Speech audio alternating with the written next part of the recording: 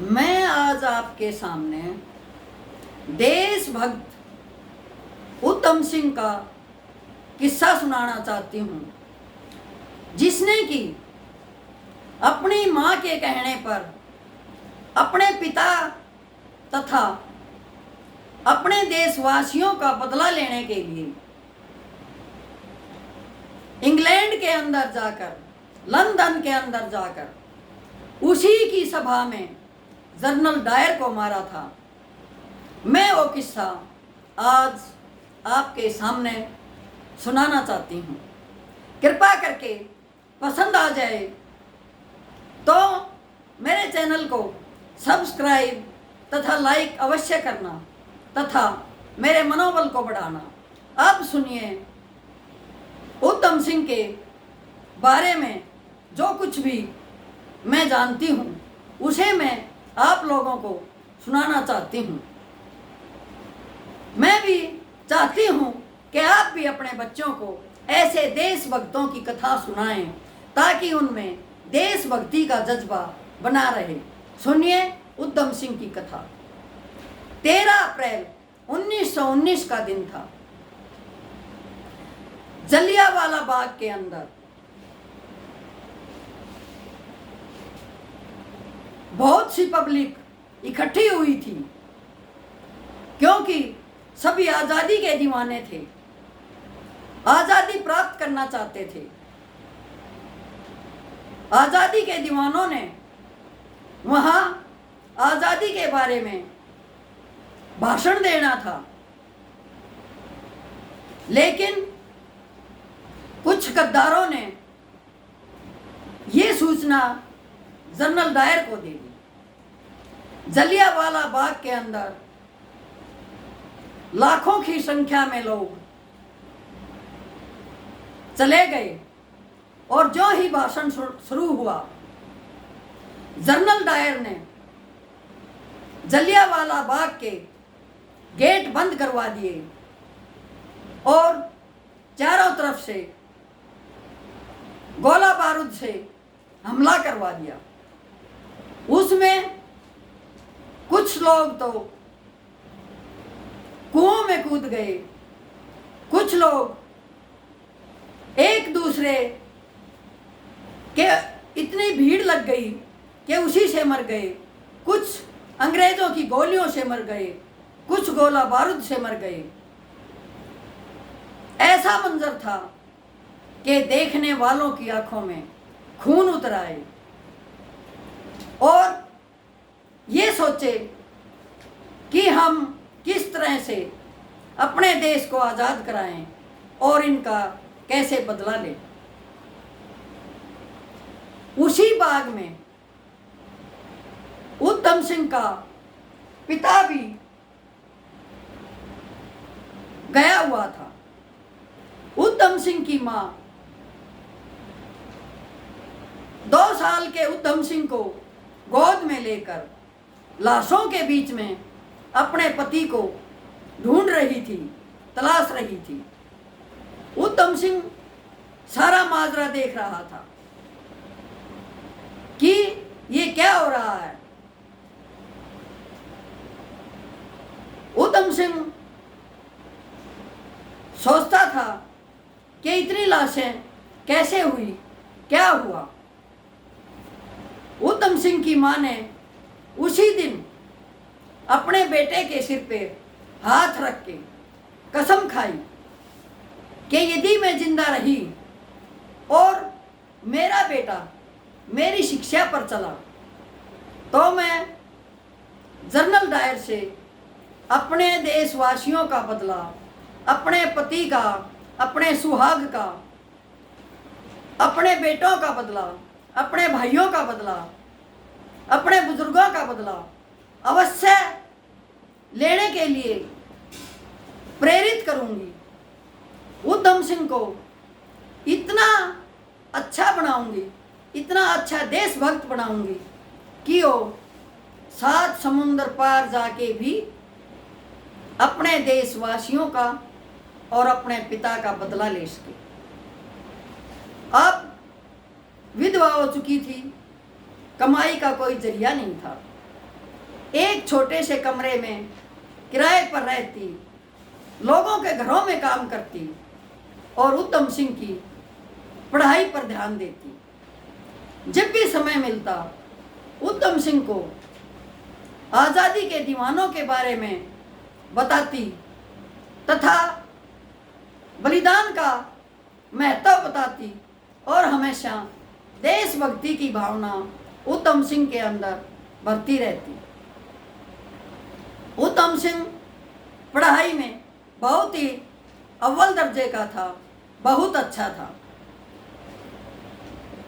ऊधम सिंह अपनी क्लास में फर्स्ट आता था, अभाव होते हुए भी किसी से डरता नहीं था, किसी की मानता नहीं था, अपने मर्जी का मालिक था और अपने बलबूते पर अपनी बुद्धि के अनुसार सब काम करता था। जैसे तैसे करके ऊधम 16 साल का हुआ तब उसने 10वीं की परीक्षा दी। 10वीं की परीक्षा में ऊधम सिंह पहले नंबर पर आया। गुरुजनों ने उसका साहस बढ़ाया, शाबाशी दी और कहा, बेटा तू ही देश के लिए बहुत कुछ कर सकता है। ऊधम सिंह उछलता कूदता खुश होकर घर आया। उसने अपने माँ को आवाज लगाई, माँ माँ, आज मैं बहुत अव्वल दर्जे से पास हुआ हूँ, अपनी क्लास में फर्स्ट आया हूँ, मैंने आपका नाम रोशन किया है। लेकिन माँ तो साड़ी के पल्लू से आंसू पोंछ रही थी। ऊधम सिंह भूल गया था कि आज वही 13 अप्रैल है, जिस दिन तेरे बाप को गोलियों से भून दिया गया था और तेरी माँ का सुहाग छीन लिया गया था। अब ऊधम सिंह अपनी माँ से पूछता है, माँ आप रो क्यों रही हो? बोले, रे बेटा, आज के ही दिन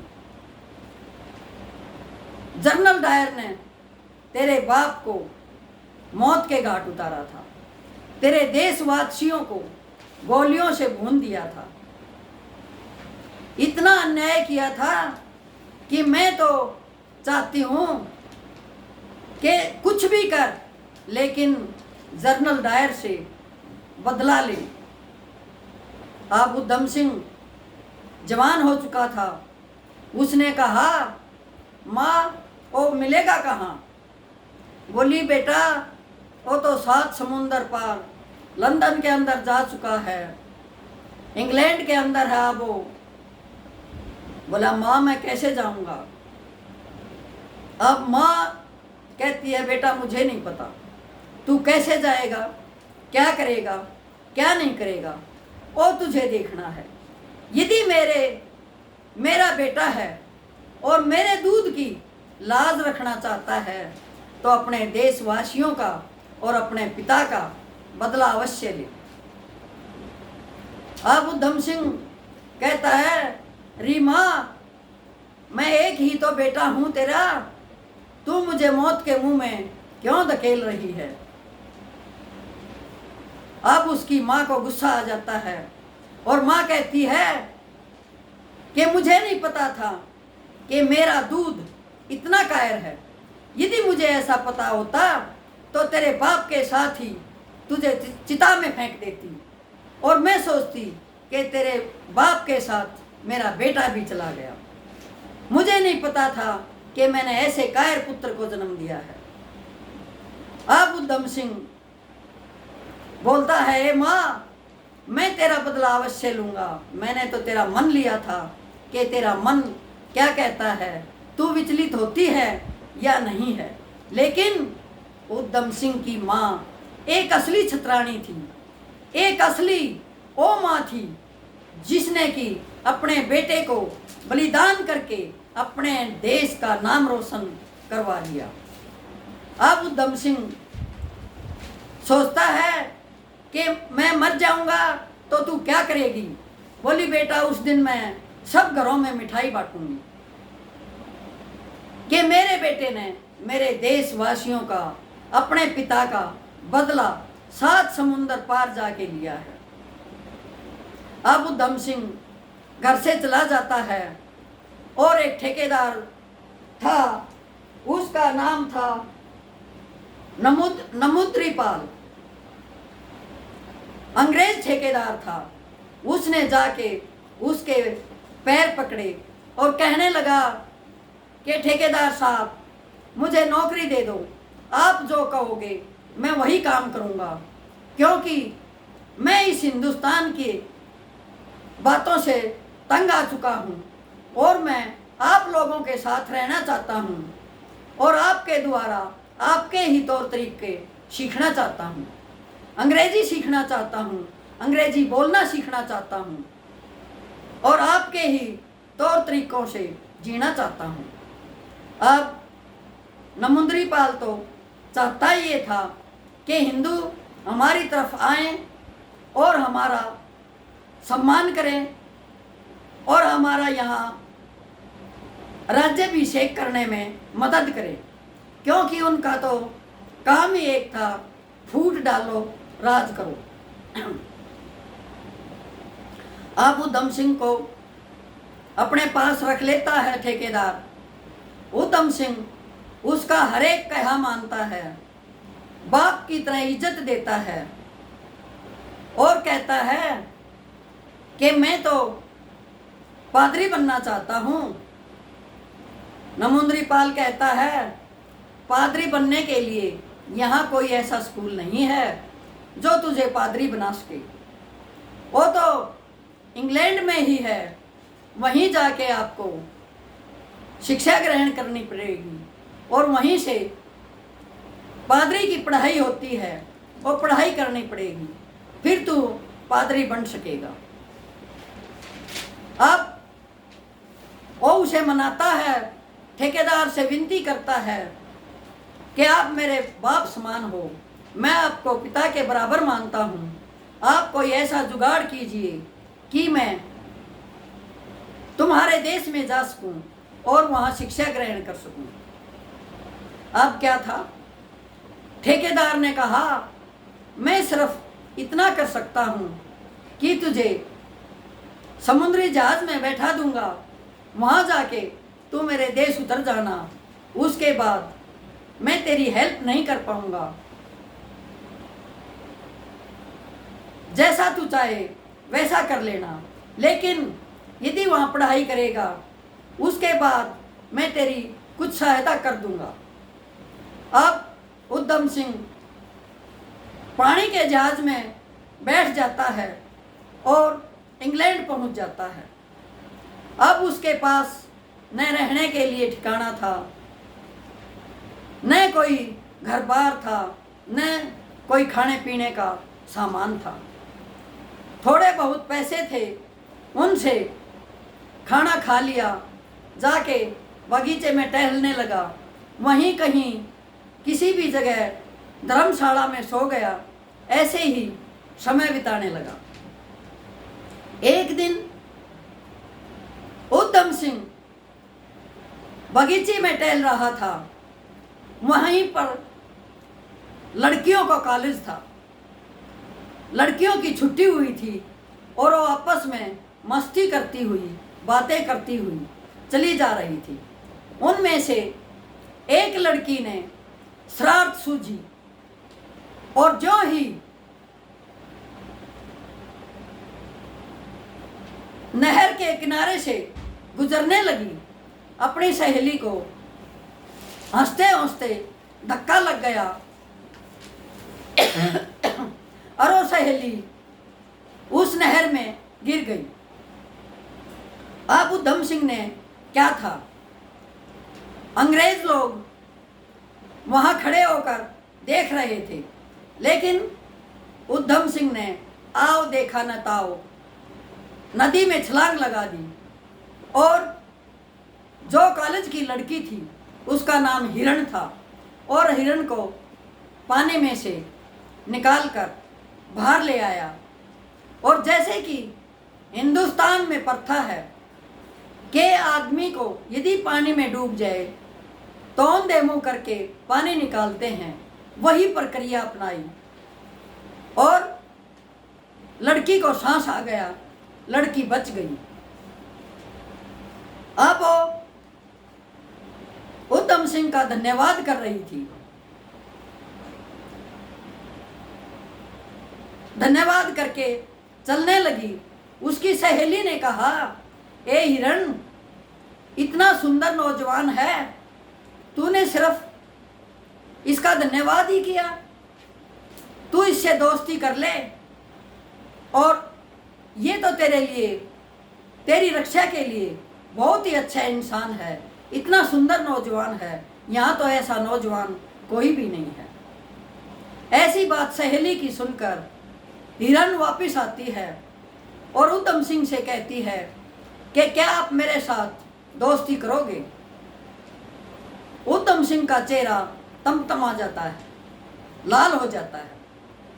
वो कहता है, हमारे देश में दोस्ती करने की रिवाज नहीं है, यदि तू मेरा एहसान ही मानती है तो मेरी बहन बन जा, मैं भाई वाला फर्ज हमेशा निभाता रहूंगा। अब लड़की को ऐसी बात सुनकर दुख तो बहुत हुआ, लेकिन उसने बहन बनना स्वीकार कर लिया और उधम सिंह को अपने साथ अपने घर ले गई। कहने लगी कि भाई, अब तो बहन की बात मानोगे, आप मेरे घर चलो और वहाँ जाकर मैं आपको खाना खिलाऊंगी तथा रहने की व्यवस्था भी करूंगी। अब उधम सिंह हिरण के घर आ जाता है। काफ़ी बड़ा बंगला होता है, बहुत सारी जायदाद होती है। हिरण जो थी वो वहाँ का जो कॉलेज था, डिग्री कॉलेज का प्रिंसिपल जयपाल, उसकी बेटी थी। अब उसने अपने प्रिंसिपल को अपने पिता को बताया कि पिताजी, मैंने उधम सिंह को अपना भाई बना लिया है और इसने मेरी जान बचाई है। आप इसकी जितनी भी ज़्यादा मदद कर सको करो, क्योंकि आज से ये मेरा भाई है। अब प्रिंसिपल साहब बहुत खुश होते हैं और वो कहते हैं, ए नौजवान, तेरा यहाँ आने का मकसद क्या है? तू हमारे देश में हिंदुस्तान से कैसे आया, क्यों आया, तेरा उद्देश्य क्या है? अब उधम सिंह ने कहा, मैं तो सर यहाँ तुम्हारी कल्चर अच्छी लगी, मैं इसको अपनाने के लिए आया हूँ और मैं पादरी बनना चाहता हूँ। उसमें प्रिंसिपल साहब ने कहा, बेटा तू पादरी नहीं बन पाएगा, क्योंकि तेरी कॉलेज की पढ़ाई पूरी नहीं है। उधम सिंह ने कहा कि आप मेरे पिता समान हैं, आप ही मुझे रास्ता बताइए कि मैं कैसे पढ़ाई करूं। अब वो तो कॉलेज का प्रिंसिपल था, उसने कहा, मेरे कॉलेज आ जाना, मैं तुझे अवश्य ही एडमिशन दिलवा दूंगा। अब प्रिंसिपल साहब ने कॉलेज में एडमिशन दिला दिया और उधम सिंह इंग्लैंड के कॉलेज के अंदर पढ़ने लगा। हिरण की जो सहेली थी वह जनरल डायर की बेटी थी। उसने हिरण को कहा, ए हिरण, मैं तो हिंदुस्तानी जो हिंदी बोलते हैं उसको सीखना चाहती हूँ, क्या तू अपने भाई से कहकर मुझे हिंदी सिखा सकती है? अब हिरण कहती है कि मैं अपने भाई से रिक्वेस्ट कर सकती हूँ, दबाव नहीं डाल सकती, क्योंकि मेरा भाई मनमौजी है, अपनी मर्जी करता है, वो वही करेगा जो उसे चाहिए। अब सहेली जनरल डायर की लड़की हिरण के साथ उसके घर आ जाती है और वो चाहती है कि यदि ये नौजवान मेरे साथ दोस्ती कर ले तो मैं अपना जीवन इस नौजवान को सौंप दूं। उसका यही दय था। अब हिरण अपने भाई को कहती है, भाई उधम सिंह, मेरी सहेली आपसे हिंदी सीखना चाहती है। उधम सिंह जवाब देता है, बहन मेरे कॉलेज का एग्जाम आने वाला है, मैं इसे हिंदी नहीं सिखा सकता, मेरे पास समय नहीं है। अब दोनों मायूस हो जाती हैं। हिरण फिर रिक्वेस्ट करती है, भाई आपको पता नहीं ये कितने बड़े घर की लड़की हैं, लोग तो इसके साथ बोलने के लिए तत्पर रहते हैं और ये किसी से बात नहीं करती, और ये आपके पास विनती लेकर आई है, आग्रह कर रही है कि मुझे आप हिंदी सिखा दो, और आप मान नहीं रहे। फिर भी उधम सिंह कहता है कि कितने बड़े घर की हो, मुझे क्या मतलब, मैंने तो अपना एग्जाम देना है। अब हिरण फिर कहती है, भाई ये तो यहाँ का जो सबसे बड़ा मेयर है, जो सबसे बड़ा शासक है, उसकी बेटी है। बोला किसकी बेटी है? बोला जनरल डायर की। अब उधम सिंह के रोंगटे खड़े हो जाते हैं और उधम सिंह कहता है कि मैं इसको हिंदी अवश्य सिखाऊंगा। अब उधम सिंह जनरल डायर की लड़की को हिंदी सिखाता है और उससे दोस्ती कर लेता है। उधम सिंह कहता है कि तुम्हारी तो बड़े घर के होने की नाते बहुत ज़्यादा चलती है, मुझे आत्मरक्षा के लिए एक बहुत छोटा पिस्टल चाहिए, क्योंकि यहाँ परदेश में आया हुआ हूँ, बाहर भीतर जाना पड़ता है, आत्मरक्षा के लिए पिस्टल भी चाहिए, गोलियां भी चाहिए। अब क्या था, जनरल डायर की लड़की ने अपने नौकर को हुक्म दिया और बहुत ही बढ़िया इम्पोर्टेड छोटा सा पिस्टल और गोलियां उधम सिंह को सौंप दी। अब उधम सिंह ने सोच लिया कि अब मेरा टारगेट जो है, जो मेरा एम है, ध्येय है, वो शायद पूरा हो जाएगा। अब क्या था, उधम सिंह बाजार में जाता है और एक बाइबल लेके आता है और पूरी रात बाइबल के पन्ने इस तरह से काटता है कि उसका पिस्टल बाइबल में फिट हो जाए और किसी को पता भी नहीं चले कि इसमें हथियार भी है। अब वो दिन दूर नहीं था जो उधम सिंह को चाहिए था। उधम सिंह ने जो ही ये काम किया, त्यों ही अनाउंस हो गया कि आज 13 अप्रैल का दिन है और जनरल डायर एक मीटिंग लेना चाहता है। हाल में बहुत ज़्यादा लोग होंगे और जनरल डायर अपना भाषण देगा और लोगों को बताएगा कि उसने हिंदुस्तान के ऊपर कैसे शासन किया, हिंदुस्तान के लोगों को कैसे कीड़ी मकोड़ों की तरह मसल दिया, ये बताएगा जनरल डायर। वहाँ की पब्लिक बहुत खुश थी, कार्ड बट रहे थे, इनविटेशन आ रहे थे। आप जनरल डायर की लड़की उधम सिंह की दोस्त थी, उसने एक कार्ड उधम सिंह को भी दिया कि आप भी आना और मेरे पिताजी भाषण देंगे और आप सुनना। अब हिरण जो उसकी बहन बनी हुई थी और जनरल डायर की लड़की उधम सिंह के साथ हॉल में प्रवेश करते हैं। जो ही वहाँ के संतरी, वहाँ के गार्ड उधम सिंह को रोकने की कोशिश करते हैं, जनरल डायर की लड़की बोल उठती है, तुम्हें पता नहीं मैं कौन हूँ। अब सारे के सारे पीछे हट जाते हैं और उधम सिंह के हाथ में किताब देखते हैं। उधम सिंह दिखाता है ये धार्मिक बाइबल है। लड़की भी कहती है कि धार्मिक बुक साथ रख सकता है इंसान, चाहे वो कहीं भी जाए, इसकी बुक नहीं छीनी जाएगी और बुक लेके ये अंदर जाएगा। अब उधम सिंह उस हाल में जाता है जहाँ जनरल डायर ने भाषण देना होता है। वहाँ की पब्लिक हाल में खचाखच हाल भरा हुआ था। लोग जनरल डायर के लिए तालियां पीट रहे थे, खुशी मना रहे थे। जनरल डायर आया, स्टेज पर खड़ा हुआ और जो ही उसने भाषण शुरू किया, उधम सिंह ने अपना भरा हुआ पिस्टल निकालकर वहीं उसी स्टेज पर उसी 13 तारीख को 13 अप्रैल को दनादन गोलियां चलाकर अपने देशवासियों का और अपने पिता का बदला उन्हीं के देश में 7 समुंदर पार जाकर ले लिया। अब लड़की ने सोचा बहुत जुल्म हुआ तेरे से, तो तूने तो अपने ही हाथों अपने पिता को मरवा दिया।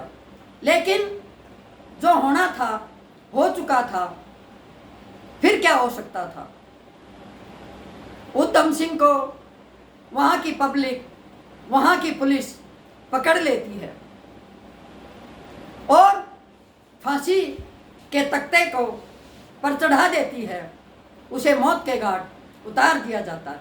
लेकिन दुनिया से जाने से पहले वो अपने देश, अपने समाज, अपने देशवासियों का, अपने पिता का बदला ले चुका था। जो ही ये खबर हिंदुस्तान में आती है तो उसकी माँ के पास एक लड़की भागी हुई आती है, कहती है माता जी बहुत जुल्म हो गया। बोले क्या जुल्म हो गया? बोले भाई उधम सिंह ने 7 समुंदर पार इंग्लैंड के अंदर जनरल डायर को मार दिया। बोली जुल्म नहीं हुआ, ये तो बहुत अच्छा काम हुआ है। उसकी माँ खुशी से हंसने लगी, मिठाई लेके आई। बोली आगे सुन माँ, तेरा लाल अब दुनिया में नहीं है। बोली कोई बात नहीं, ऐसे लाल मैं और भी हर जन्म में एक स्त्री के रूप में दुनिया में आऊंगी और ऐसे ही उधम सिंह जैसे लाल पैदा करूंगी। उधम सिंह जैसे लाल ही जो जनता है वही असली जननी है, वही असली माता है। ये कह के वो हंसती हुई मिठाइयाँ बांटती है और कहती है आज मेरा उधम सिंह अमर हो गया है। उसने अपने देशवासियों का, अपने पिता का बदला 7 समुंदर पार जाके ले लिया है। लोगों, सभी को ऐसा होना चाहिए। अपने आने वाली जनरेशन को, अपनी औलाद को, अपनी पीढ़ियों को यही शिक्षा दो कि देश से बड़ा धर्म कुछ भी नहीं है। देशवासियों का बदला लेना है तो ऐसे लो जैसे उधम सिंह ने लिया। धन्यवाद।